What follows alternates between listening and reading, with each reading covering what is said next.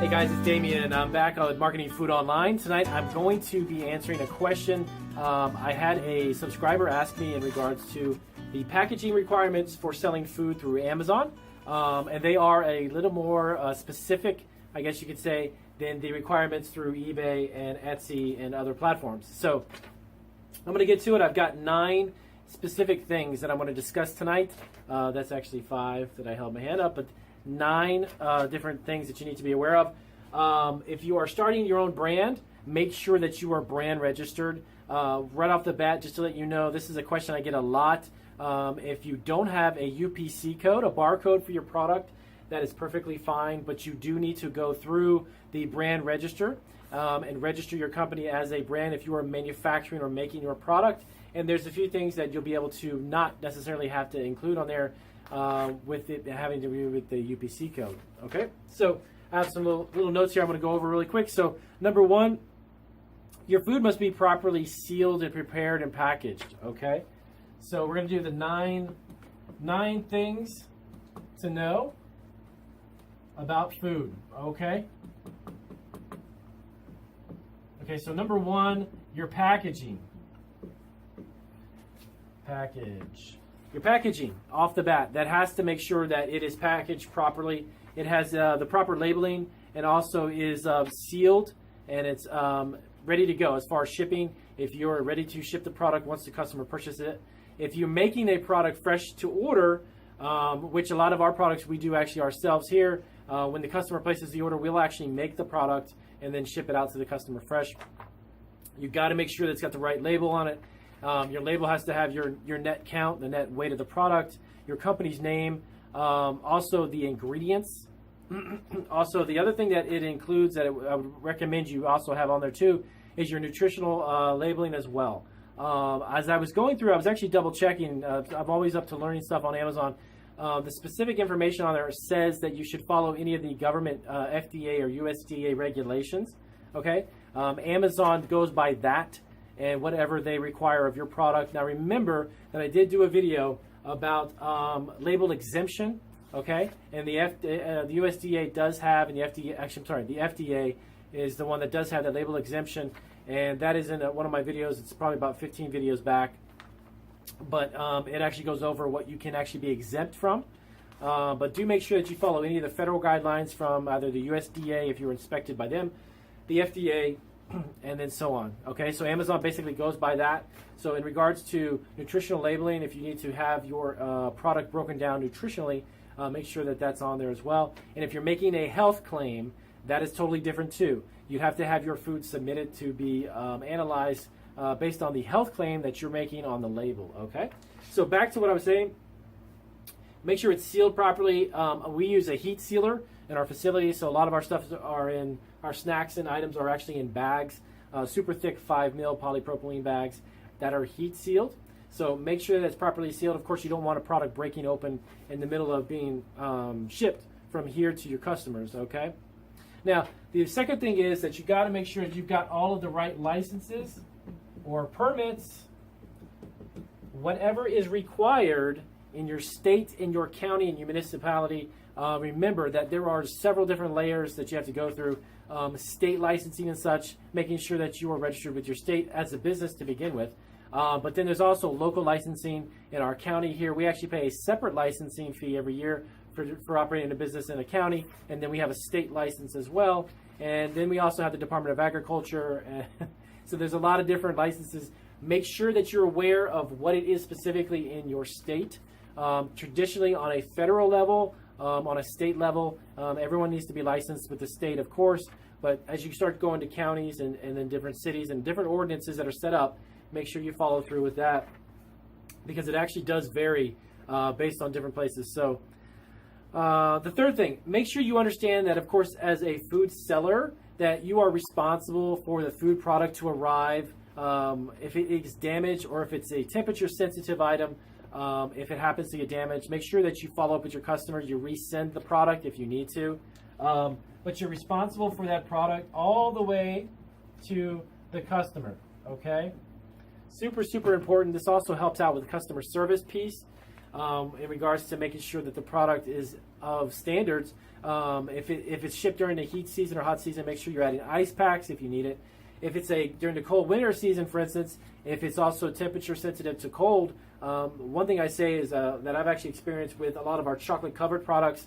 It's very, very, very easy during the cold season for a lot of our chocolate covered pretzels, some of our truffles and things, to actually be adversely affected by even cold weather.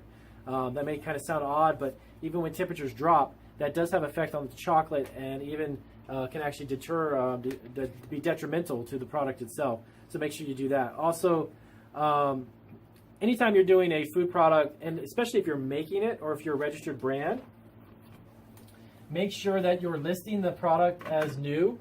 I mean, that's kind of like a common sense thing. I mean, you wouldn't list a brand new batch of chocolate covered pretzels as used, but do make sure that you are listing it as a new product, and it has to be shipped as a new product, not something that is either broken open from another package that you're repackaging, you're kind of just piecing it together, that it potentially could be looked at as something that was used. Of course, that would probably never happen, but number 4, make sure that you list your item as a new product and you're selling a new product, okay? So the next thing is also date sensitive and expiration. Again, if you are in the food business and you're actually reselling food, or if you're buying in bulk and you're reselling it and distributing it, keep track of your expiration dates. Super important. Like I said before, I produce probably like 90% of what we make, so it's fresh within the matter of 24 to 48 hours. We make it and actually ship it out. Now, when you're shipping FBA items, like for instance, we do also a handful of products. We now have like 90 items that are in FBA. And what we do is we make sure that we have that long enough window. As you know, a lot of trail mixes and snacks, dried nuts, seasoned nuts, have a very long shelf life just because they're nuts.